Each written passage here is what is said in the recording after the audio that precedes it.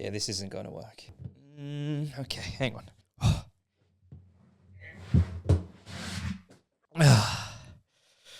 Okay. What's happening, guys? Welcome back to the channel. Today in this video, you're going to come along with me as I review what is in my camera bag, Canon edition for 2024. A lot of the time I get people asking me, hey Karthik, like, what are you actually taking to your weddings? What are you shooting with? What's all the gear?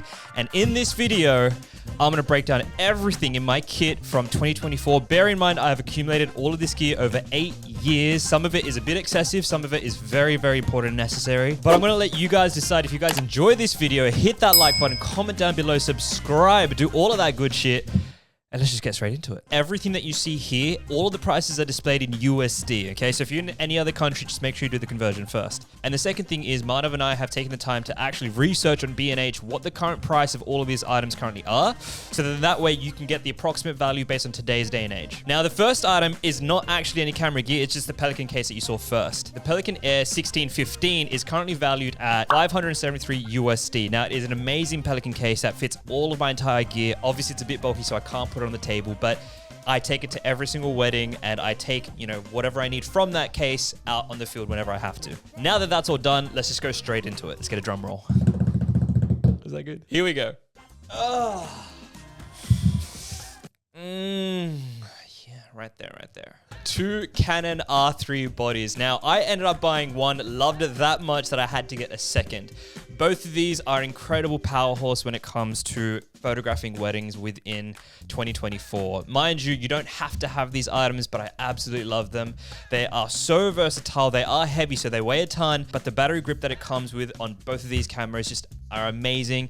It lasts a full day, and I have 2 more batteries. But for now, the value of each of these Canon R3 bodies are 4,999 USD each. Let's just put these bad boys across here. So good, nice and set up there. Oh, I love it.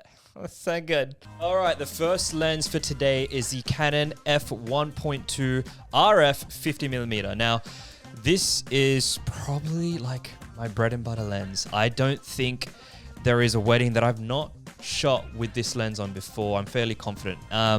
It is just so versatile, and the 1.2 is just nice and creamy. But this lens is amazing during low light, and because it's RF, it just connects straight onto the Canon R3 body, so I don't have to use an adapter. Great quality glass. Highly recommend for anyone who's thinking about getting the 50 RF. If you don't want to spend the money, in this case, the total value for this lens is 2,099 USD. You can opt out for the Canon EF 51.2, which requires an RF adapter, which you can put on your Canon R3 bodies, as well as for Sigma as well. Nifty 50. There we go. Not so nifty. It's more of 50. It's pretty big. Yeah, it is. It's not really ergonomic, is it? But so worth it. So worth it. All right.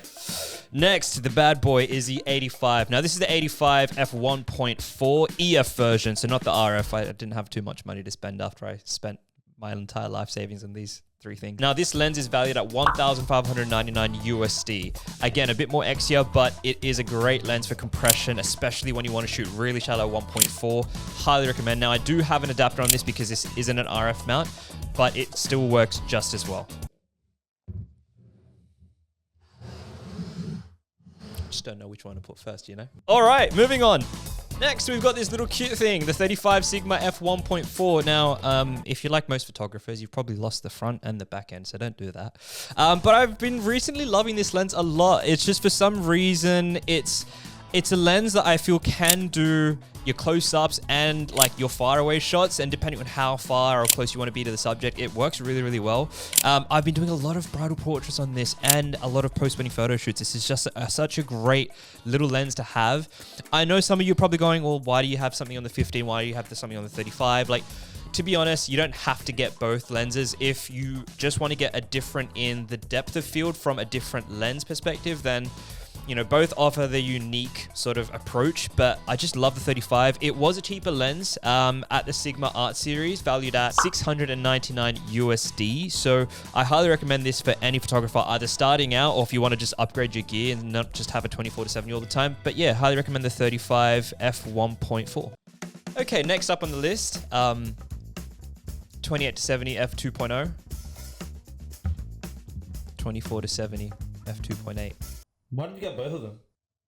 Yeah, well, I didn't think too much about that. It turns out that the 28-70 f2 is an amazing lens. I didn't realize I was signing up for a gym subscription at the same time because that's how fucking heavy it is. But then we got the 24-70, which is almost the same thing, just half the size and weight.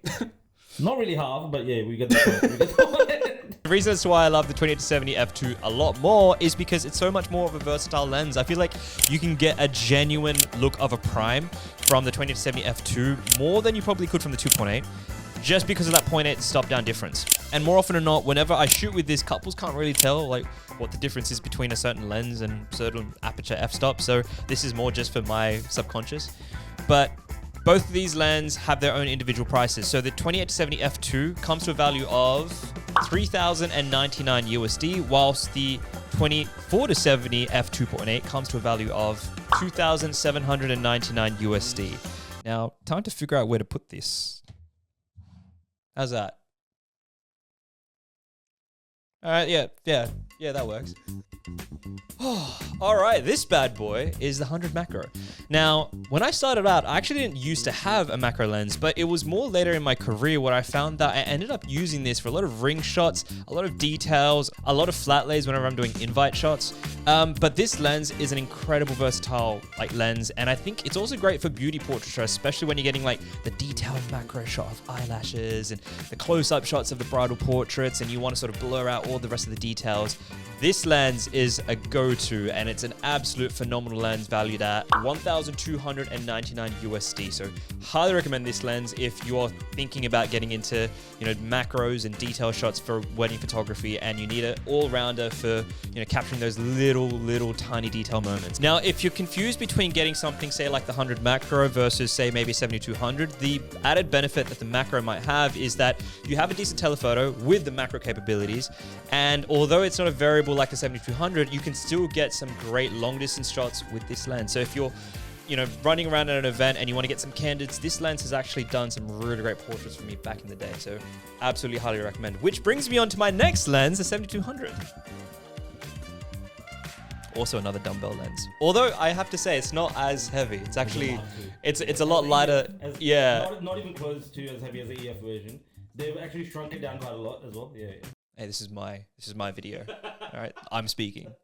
Okay, so basically, this is the Canon 7200 RF version f2.8. Now, if you're holding this versus the old 7200, you'd automatically realize, holy shit, this is so much more lighter. And it is. It is a phenomenal lens. And I always have this in my carry kit whenever I'm shooting weddings and whenever I'm running around trying to get those candid moments. The 200 punch-in just adds such great depth, and I'm really able to capture those people far away who think that, there's no one really looking at them, and then there's this guy right here just looking at them and just being all creepy and shit. That's me. But basically, this lens is an amazing lens valued at $2,499 USD. So if you have the budget for it, highly recommend. Again, front cap, don't know where it is. Back cap's there, but that's good for now.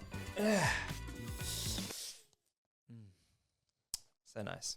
Now, this is the 1635. I'm going to put this bad boy here. Let's go with that.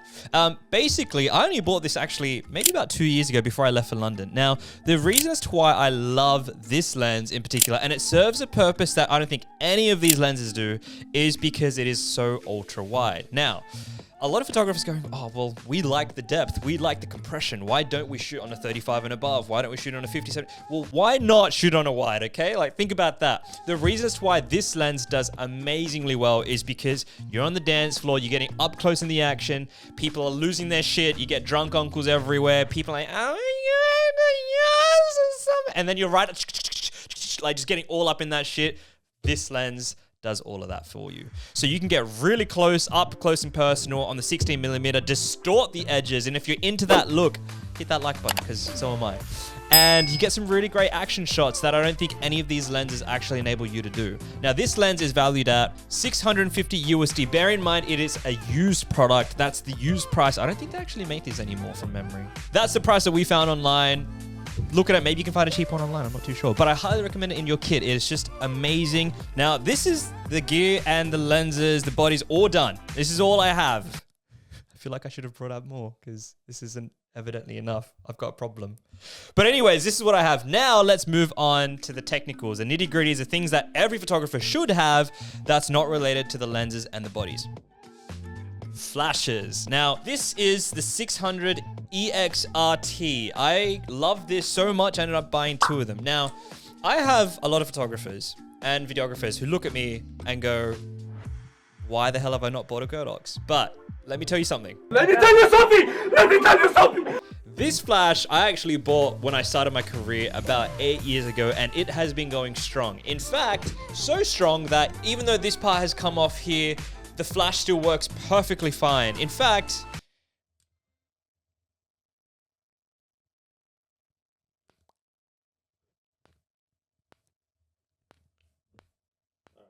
okay, all right, sorry. Now, the good thing about these 2 flashes is that whilst one will go on my Canon camera body, the other one will most likely go on, say, a flash stand, and I'll usually put it behind a whole bunch of guests who are dancing on the dance floor during the reception to get some off-camera lighting, and it's such a great look, especially when you're going for that versatility, when you want that backlight to kick in, and you're just getting lights like going off everywhere. Highly recommend these things. Now, the value of these 2 flashes come to a total of 700 USD. Bear in mind, they are used, so I could not find the actual price of these on B&H. If you can, then great. But there are other models on the market. I just love these because these are so durable. A lot of people use Godox, isn't it? Like they use Godox ones, don't they? I don't know who even uses AA batteries in 2024. So yeah, no wonder they used. You can't find them anywhere, do you?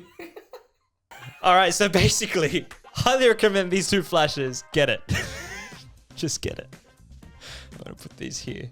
Now, I thought I was done with flashes, but turns out I got this little cute one over here. It's the, what is this called? The 430 EX3 speedlight camera flash. Now, it's a lot miniature. It's a lot more smaller, isn't it? Like, it's just really tiny. But this thing is like my backup flash, my backup of my backup, even though I've got 2. You know what I mean? But also can be transmitted from these 2 flashes as well. And you can also put this on a lighting stand just to get some extra small, you know, little pockets of like side light. I think that's what they call it. Air light. Is that what it is? I also used to use that for like smaller events as well. There you like, go. You know, where you just have like the events at a house or something where the ceilings are low. You don't want like a heavy camera setup. I guess it works there too. This is my video. Stop talking. All right, so highly recommend this one. Now, this one's valued at 100 USD. For just starting out, you can't afford these ones and go for this. This is great. Reckon that's good? Or get a Godox. Now, I'm not going to take it out of the actual camera bag, but because these 2 camera bodies are here, I have already 2. What is it called? LPE19. They're not alkaline, bro. What are you what? I'm a Lithium. LPE9 Canon battery. Yeah. What mine have said. I got 2 of these already in the camera body. And I've got 2 more in my camera bag. Now, for a full wedding day, this is absolutely fine. But if you're shooting from like 5 in the morning for some South Asian events all the way to a reception at night, sometimes these will run out of juice. That's why I've got 2 more fully charged, ready to go. And that usually gets me through a full day. But the total value of those 4 batteries is displayed on the screen right now. All right, so next up we have... Pew, pew, pew, pew.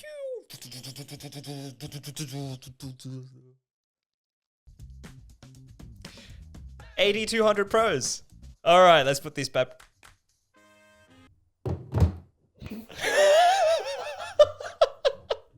Now, the value of these 2 lenses come to a total of 700 USD. Now, why do we actually have them? So, there are some venues that I've shot at where the ceilings are way too high, and sometimes, although I love the speedlight flashes, they just don't cut it. And the light just doesn't bounce up high enough and then come back down on my subject, which is why you need something more powerful. And that's why every photographer should have at least an 8200 or an 8200 Pro. I think they have the 8100 as well now, don't they? Yeah, 8100, 300, 400. You can go whatever, yeah. You don't really need 400, but yeah. Anyways, but before I go into these 2, let me also explain how I trigger them. This little bad boy right here. Now, this thing is the Godox, what is it called? X Pro C? Something like that. Yeah. You'd assume I would know this, but I'm asking a Sony user what this is called. Now, this is valued at 70 USD, and this bad boy pretty much sits on one of my Canon camera bodies at all times, especially when I'm shooting ceilings that are very, very high or black or just dully lit.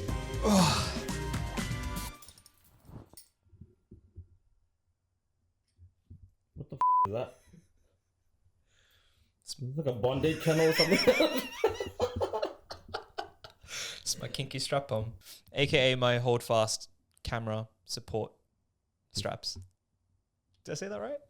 Do you know anything about your gear, bro? Do you know any names, or do you just like you just buy shit? And then I think I've gotten so used to giving them like secondary names that actually aren't the right names, and I've always just referred to this as my kinky strap on. So, what my straps actually do is allow me to harness two camera bodies on my person at the same time. So whenever I'm running, gunning, it all looks jumbled right now, so ignore that.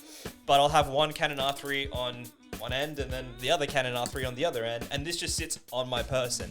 But the value of this comes to 500 USD. It is an incredible piece of equipment that a lot of photographers often ask me, where do you get it from? Now, these come in different colors. You can check out their website, but this is pretty much like the chocolate leather.